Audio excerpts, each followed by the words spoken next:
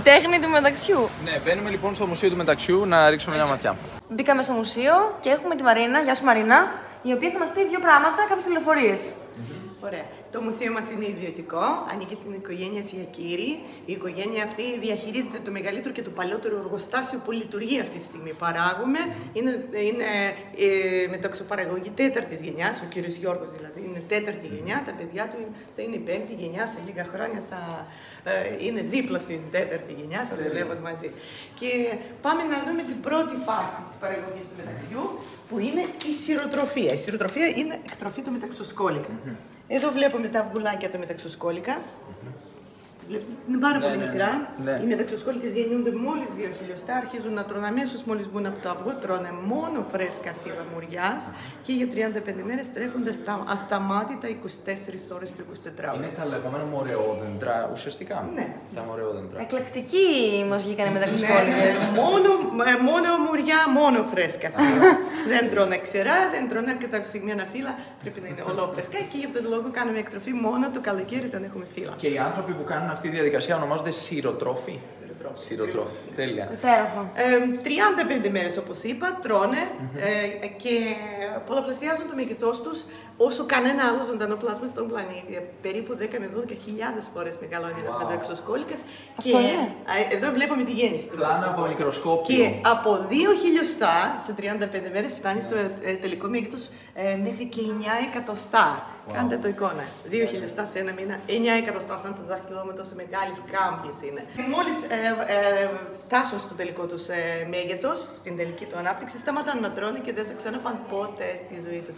Περνάνε στη φάση της μεταμόρφωσης, ξεκινάνε να χτίζουν το κουκούλι, το οποίο το χτίζουν γύρω από τον εαυτό τους, παράγοντας μεταξωτή ίνα από τις αδένες που έχουν κάτω από το στόμα. Με αυτή την ίνα χτίζουν μια φούσκα γύρω από τον εαυτό τους.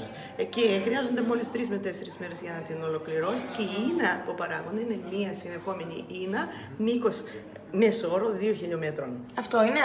Αυτό εδώ είναι ένα κουβαράκι με 2 χιλιόμετρα μετάξι. Wow. Και όσο το παράγει ο μεταξοσκόλικας αυτή δατώνεται, κάποια στιγμή φτάνει στο μέγεθος 2 εκατοστά. Μεταμορφώνεται σε μια νύμφη, εδώ βλέπουμε τις νύμφες, αυτές οι μούμιες είναι νύμφες. Πέφτει σε λίθαργο μέσα στο κουκούλι, κοιμάται 5 μέρες και μετά γίνεται τελική μεταμόρφωση. Μεταμορφώνεται σε πεταλούδα, όπως κάνουν βέβαια όλες οι κάμπιες, και βγαίνουν έξω από το κουκούλι, σκίζοντας το καταστρέφουν δηλαδή βγαίνοντας.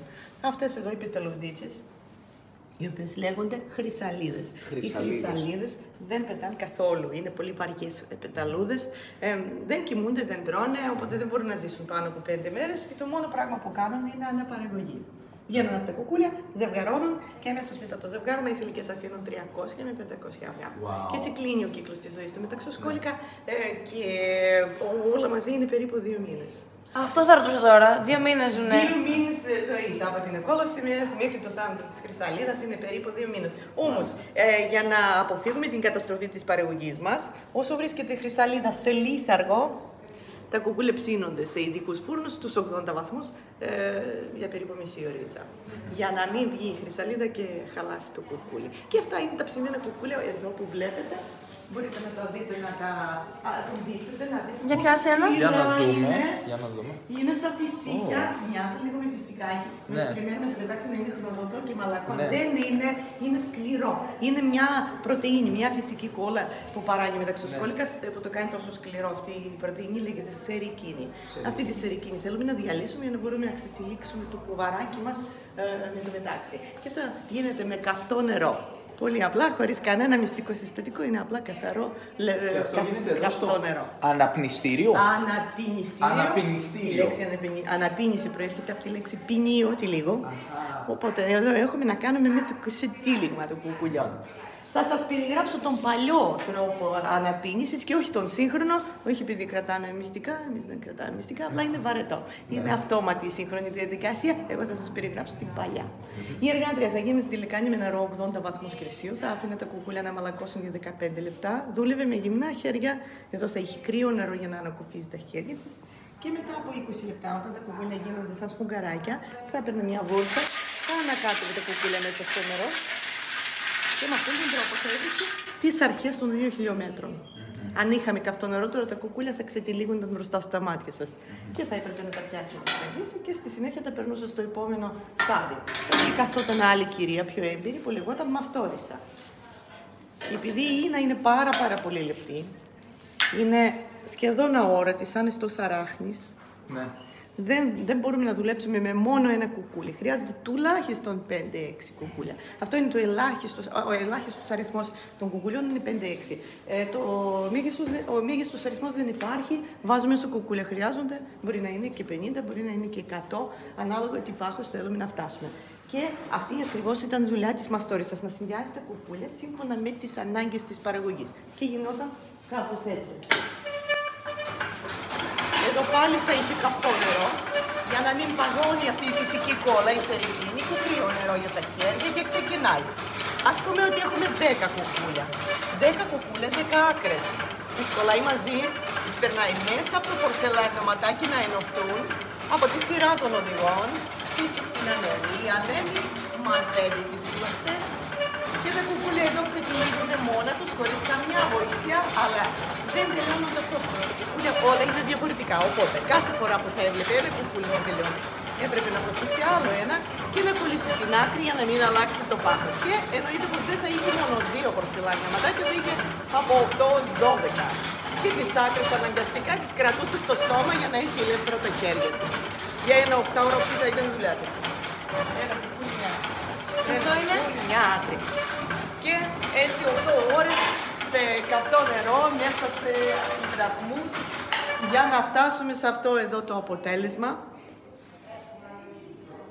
Το νήμα αυτό έχει πάχος 10 ίνες. Μπορούμε να το πιάσουμε. Βεβαίως. Wow. Σαν μαλλί είναι. Ναι, είναι σαν Είναι μαλλί. λίγο Για δες. σκληρό, δεν είναι το τελικό προϊόν, έχει ακόμα λίγη κόλλα πάνω. Και για να αφαιρέσουμε την κόλλα, αυτό είναι το επόμενο στάδιο της παραγωγής, το νήμα ή το έτοιμο ύφασμα πρέπει να βράσει για 6 με 8 ώρες σε πράσινο σαπούνι. Γίνεται μαλακό, γελιστερό, όπως το ξέρουμε, όπως το φανταζόμαστε πως θα έπρεπε να είναι, και αποκτάει μια σχετική ελαστικότητα που το κάνει το πιο δυνατό φυσικό νήμα στον κόσμο.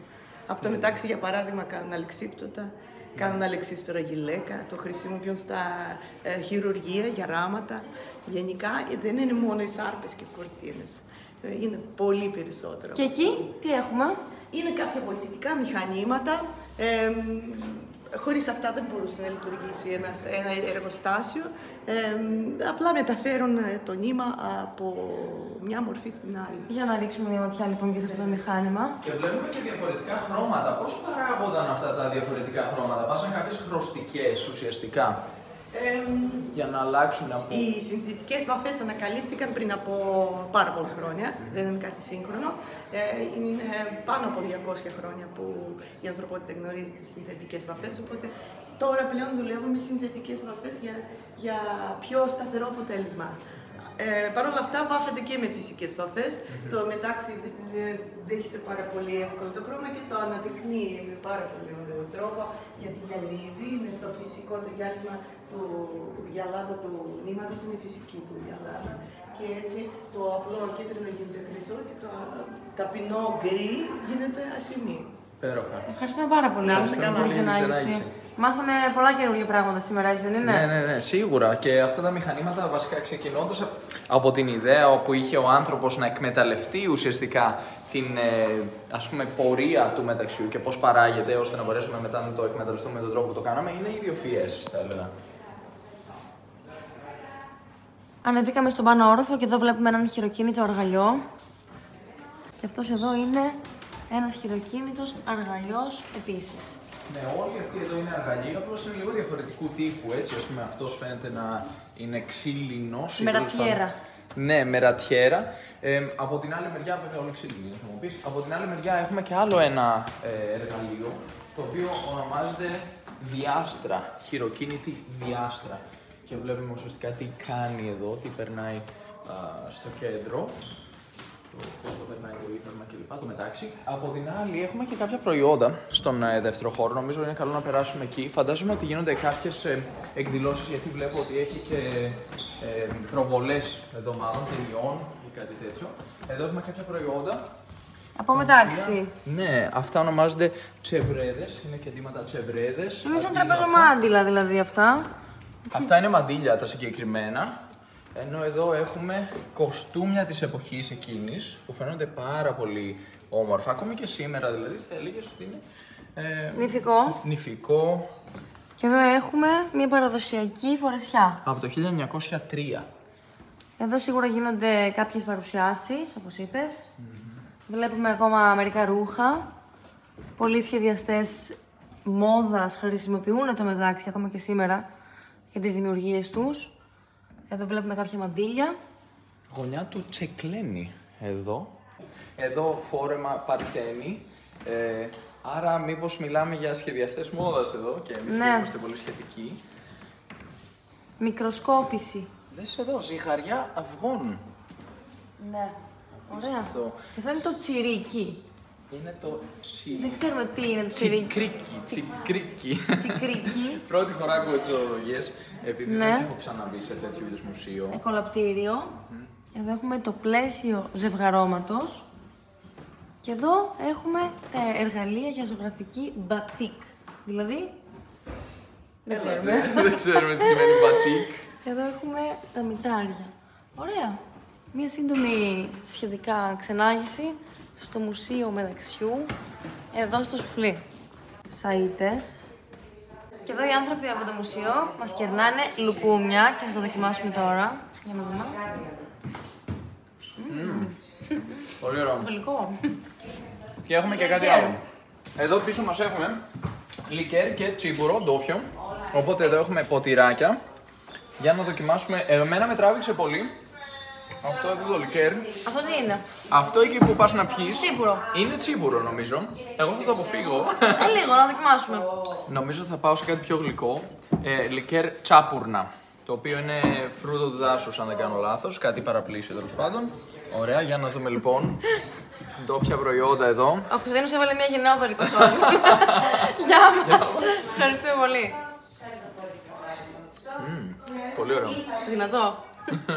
Δοκιμάζει και βγήκε το λικέρ. Πώς σου φάνηκε? Καλό. Για να δούμε και το άλλο. Αυτό είναι λικέρ κράνα. Κράνα. Κράνα. Ποιος άρεσε Δοκιμάζω πιο κι εγώ. πολύ? Αυτό είναι καλύτερο. Ναι. Για να δοκιμάσω και την κράνα. Ναι, όντως. Προτιμάω και εγώ το άλλο, είναι πιο γλυκό. Δοκιμή και από τον Δημήτρη. Όλο το ήπια με τη μία. Πώς σου φάνηκε? Πολύ ωραίο. Φεύγοντας από το μουσείο, μας δώσανε και από ένα μικρό δωράκι στον καθένα.